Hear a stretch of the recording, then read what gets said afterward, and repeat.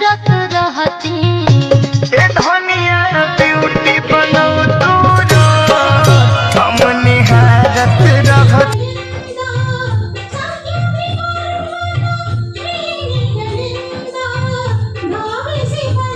ಸದಾ ನಿತ್ಯ ನಿರಂತರ ಸಹಕಾರವನ್ನು ನೀಡುತ್ತಿರುವವರು, ಯೋಜನೆಯ ಯಶಸ್ಸಿಗೆ ನಮಗೆ ಸಹಕಾರ ಕೊಟ್ಟವರು ಗೌರವಾನ್ವಿತ ಮಾಜಿ ಶಾಸಕರು ಆದಂತಹ ಶ್ರೀ ಅರವಿಂದ ಪಾಟೀಲ್ ಸರ್ ಅವರನ್ನು ನಾನು ಸಂಸ್ಥೆ ಪರವಾಗಿ ಬಹಳ ಗೌರವದಿಂದ ಗುರುತಿಸಿಕೊಳ್ತಾ ಇದ್ದೇನೆ ಸರ್.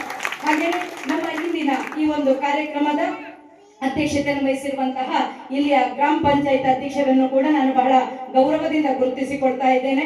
ಹಾಗೆಯೇ ಈ ಒಂದು ಕಾರ್ಯಕ್ರಮದಲ್ಲಿ ನಮ್ಮ ಶಿಕ್ಷಕರ ಧರ್ಮಸ್ಥಳ ಗ್ರಾಮಾಭಿವೃದ್ಧಿ ಯೋಜನೆಯ ಎಲ್ಲ ಕಾರ್ಯಕ್ರಮಗಳಿಗೆ ನಮ್ಮವರಾಗಿ ನಮ್ಮೊಟ್ಟಿಗಿದ್ದು ಸಹಕಾರ ಕೊಡ್ತಾ ಇರುವವರು ಗೌರವಾನ್ವಿತ ಶ್ರೀ ಪ್ರಮೋದ್ ಕೋಚರಿ ಸರ್ ಅವರು. ಸರ್, ತಮ್ಮನ್ನು ಕೂಡ ನಾನು ಈ ಸಂದರ್ಭದಲ್ಲಿ ಬಹಳ ಗೌರವದಿಂದ ಗುರುತಿಸಿಕೊಳ್ತಾ ಇದ್ದೇನೆ. ಹಾಗೆಯೇ ಬೆಳಗಾಂ ಜಿಲ್ಲೆಯಲ್ಲಿ ಯೋಜನೆಯ 10 ಹಲವು ಕಾರ್ಯಕ್ರಮಗಳನ್ನು ಅತ್ಯುತ್ತಮ ರೀತಿಯಲ್ಲಿ ಅನುಷ್ಠಾನ ಮಾಡುತ್ತಿರುವಂತಹ ಜಿಲ್ಲಾ ನಿರ್ದೇಶಕರಾದ ಸತೀಶ್ ನಾಯ್ಕರಿದ್ದಾರೆ, ಅವರನ್ನು ಗುರುತಿಸಿಕೊಳ್ತಾ ಇದ್ದೇನೆ. ಹಾಗೆಯೇ ವಿಶೇಷವಾಗಿ ಇಂದಿನ ನಮ್ಮ ಈ ಕಾರ್ಯಕ್ರಮದಲ್ಲಿ ಮಾಜಿ ಜಿಲ್ಲಾ ಪಂಚಾಯತ್ ಅಧ್ಯಕ್ಷರ ಗೌರವಾನ್ವಿತರ ವೇದಿಕೆಯಲ್ಲಿ ಇದ್ದೀರಿ ಸರ್. ತಮ್ಮನ್ನು ಕೂಡ ನಾನು ಈ ಸಂದರ್ಭದಲ್ಲಿ ಬಹಳ ಗೌರವದಿಂದ ರಕ್ಷಣೆ ಮಾಡಬೇಕು ಅಂತ. ಇನ್ನು ವಿಶೇಷವಾಗಿ ಈ ಒಂದು ಇಲ್ಲಿಯ ನಮ್ಮ 1008ನೇ ಜಿನಮಂದಿರದ ಒಂದು ಸಮುದಾಯ ಭವನದ ಕಟ್ಟಡದ ಸಹಾಯಾರ್ಥವಾಗಿ ಪೂಜ್ಯರು 2 ಲಕ್ಷದ ಒಂದು ಪ್ರಸಾದವನ್ನು ಕಳಿಸಿಕೊಟ್ಟಿದ್ದಾರೆ. ಅದನ್ನು ಕೂಡ ಈ ವೇದಿಕೆಯಲ್ಲಿ ಹಸ್ತಾಂತರ ಮಾಡುವ ಕಾರ್ಯಕ್ರಮ. ಆದ್ಮೇಲೆ ತಾವೆಲ್ಲ ಯೋಚನೆ ಮಾಡಬೇಕು, ಇವತ್ತು ಶ್ರೀಕ್ಷೇತ್ರ ಧರ್ಮಸ್ಥಳ ಗ್ರಾಮಾಭಿವೃದ್ಧಿ ಯೋಜನೆ 10 ಹಲವು ಕಾರ್ಯಕ್ರಮಗಳನ್ನು, ಸಮಾಜಮುಖಿಯಾದಂತಹ ಕಾರ್ಯಕ್ರಮಗಳನ್ನು ಅನುಷ್ಠಾನ ಮಾಡ್ತಾ ಇದೆ. 44 ವರ್ಷಗಳ ಹಿಂದೆ ಪರಮ ಪೂಜ್ಯ ಡಾಕ್ಟರ್ ವೀರೇಂದ್ರ ಹೆಗ್ಗಡೆಯವರು ಅವರಿಗಾಗಿ ಅಲ್ಲ, ಅವರ ಕುಟುಂಬಕ್ಕಾಗಿ ಅಲ್ಲ, ಸಮಾಜದ ಬಡ ಜನರ ಏಳಿಗೆಗಾಗಿ, ಬಡ ಜನರ ಅಭಿವೃದ್ಧಿಗಾಗಿ ಹೊಸ ಹೊಸ ಕಾರ್ಯಕ್ರಮಗಳನ್ನು ಪ್ರಾರಂಭ ಮಾಡಿದ್ರು. ತಮ್ಗೆ ಗೊತ್ತಿದೆ, ಹಿಂದೆ ಈ ಭಾಗದಲ್ಲಿ ಗೊತ್ತಿಲ್ಲ ನಮಗೆ. ನಾವು ಹುಟ್ಟಿ ಬೆಳೆದ ದಕ್ಷಿಣ ಕನ್ನಡ ಜಿಲ್ಲೆ, ಅಲ್ಲಿ ನಾವು ಕಂಡ ವಿಚಾರ ಹೇಗಿತ್ತು ಅಂತಂದ್ರೆ, ಪ್ರಾರಂಭದಲ್ಲಿ ಬಡವರು ಬಡವರಾಗಿ ಉಳಿತಾ ಇದ್ರು, ಶ್ರೀಮಂತರು ದಿನದಿಂದ ದಿನಕ್ಕೆ ಶ್ರೀಮಂತರಾಗಿ ಬೆಳೀತಾ ಇದ್ರು. ಪೂಜ್ಯರು ಚಿಂತನೆ ಮಾಡಿದ್ರು, ಬಡವರಿಗೂ ಒಂದು ಕನಸು ಇದೆ, ಬಡವರಲ್ಲೂ ಆಸೆಗಳಿರುತ್ತೆ, ಆದ್ರೆ ಬಡವರ ಕನಸು ಕನಸಾಗಿ ಉಳಿಬಾರ್ದು, ಬಡವರ ಆಸೆ ಆಸೆಯಾಗಿ ಅದು ಹೋಗ್ಬಾರ್ದು.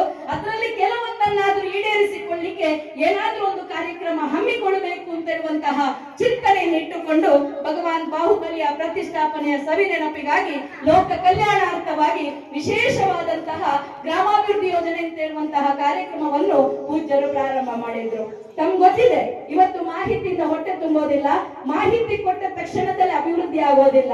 ಮಾಹಿತಿಯೊಟ್ಟಿಗೆ ತರಬೇತಿ, ತರಬೇತಿಯೊಟ್ಟಿಗೆ ಸಹಾಯಧನ, ಇಂತಹ ಮಾಹಿತಿಗಳನ್ನೆಲ್ಲ ಕೊಟ್ಟು ಸಹಾಯಧನವನ್ನು ಕೊಟ್ಟರು ಕೂಡ ಇನ್ನಷ್ಟು ಅಭಿವೃದ್ಧಿ ಆಗ್ಬೇಕಿದ್ರೆ ಆರ್ಥಿಕ ಶಕ್ತಿ ಬೇಕು ಅಂತಂದಾಗ ಪೂಜ್ಯರಲ್ಲ, ಬ್ಯಾಂಕಿನ ಮೂಲಕ ಸುಲಭದಲ್ಲಿ ಬಡವರಿಗೂ ಕೂಡ ಸಾಲ ಸೌಲಭ್ಯವನ್ನು ಒದಗಿಸುವಂತಹ ಆ ಒಂದು, ಅದಕ್ಕೆ ನಾನು ಜವಾಬ್ದಾರಿ ಇದ್ದೇನೆ ಅಂತೇಳಿ ಬ್ಯಾಂಕಿನ ಉನ್ನತ ಅಧಿಕಾರಿಗಳ ಹತ್ರ ಅವರು ಜವಾಬ್ದಾರಿ ತಕೊಂಡು ಇವತ್ತು ಇಡೀ ನಮ್ಮ ಕರ್ನಾಟಕ ರಾಜ್ಯದ ಸುಮಾರು 54 ಲಕ್ಷಕ್ಕಿಂತಲೂ ಹೆಚ್ಚು ಜನರಿಗೆ ಈ ಒಂದು ಸಹಾಯವನ್ನು ಪೂಜ್ಯರು ಮಾಡ್ತಾ ಇದ್ದಾರೆ. ಆತ್ಮೀಯರೇ, ಯೋಜನೆಯಲ್ಲಿ 10 ಹಲವು ಕಾರ್ಯಕ್ರಮಗಳಿದೆ. ಈ 10 ಮಾಡ್ಕೊಂಡಿದ್ರು. ಪಶು ಪಕ್ಷಿಗಳಿಗೆ, ಕೃಷಿಗೆ, ಪ್ರಾಣಿಗಳಿಗೆ, ಬಟ್ಟೆ ಒಗಿಲಿಕ್ಕೆ ಎಲ್ಲ ವಿಚಾರಕ್ಕೂ ಕೂಡ ಕೆರೆಯ ನೀರನ್ನು ಅವಲಂಬನೆ ಮಾಡ್ಕೊಂಡಿದ್ರು. ಆದ್ರೆ ಇವತ್ತು ಮನುಷ್ಯನ ಅತಿ ಆಸೆಯಿಂದಾಗಿ ಏನಾಗಿದೆ, ಕೆರೆಯಲ್ಲಿ ಹೂಳು ತುಂಬಿದೆ, ಅದನ್ನು ಹೂಳು ತೆಗೆಯದೆ ನೀರಲ್ಲಿ ಶೇಖರಣೆಯಾಗದೆ ಅಲ್ಲಿ ನೀರು ಬತ್ತಿ ಹೋಗಿ ನೀರಿನ ಸಮಸ್ಯೆಯನ್ನು ನಾವು ಕಾಣುವುದನ್ನು ಪೂಜ್ಯರು ಗಮನಿಸಿದ್ರು. ನಮ್ಗೆ ಗೊತ್ತಿದೆ, ಒಂದು ಹೊತ್ತಿನ ಊಟ ಇಲ್ಲದಿದ್ರು, ಒಂದು ದಿನ ಊಟ ಮಾಡದಿದ್ರು ತೊಂದರೆ ಇಲ್ಲ, ಬದುಕಲಿಕ್ಕೆ